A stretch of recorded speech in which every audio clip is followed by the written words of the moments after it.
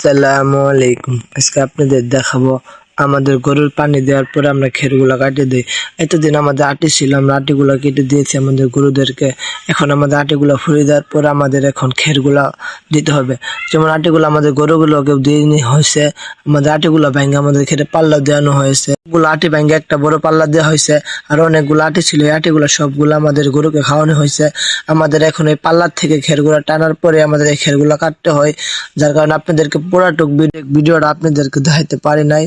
তারপরে আমাদের খেরগুলো সবগুলো কাটতে হচ্ছে। আমি খেরগুলো কাটতেছি। এখন আমাদের ধান সিজন, ধান লাগানোর সিজন, এখন আমাদের ধান লাগাইতে হবে। তার কারণে আমাদের সকাল 10টার সময় পানি দিতে হয় গরুদেরকে, আমাদের 12টার সময় সব গরুদেরকে খেরগুলা দিতে হয়।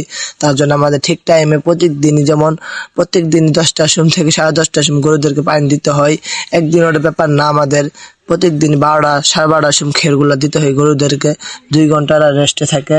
তার জন্য আমাদের খেরগুলা আগে কাটার পরে আমরা 3 খাঁচা আমাদের খেরগুলা কাটার পরে আমাদের যে 3টে বড় গাভী আছে, 3 গাভীরে দেওয়ার পরে আমাদের পরে একটা ভরা গাভীন ছিল, আমরা একে দিয়ে দিলাম। দেওয়ার পরে আমাদের আরো 2-3টা গরু বাকি আছে, আমরা একে পরে আবার কেটে দিব। আমাদের দৈনিক খের লাগে 10 খাঁচা থেকে 9 খাঁচা।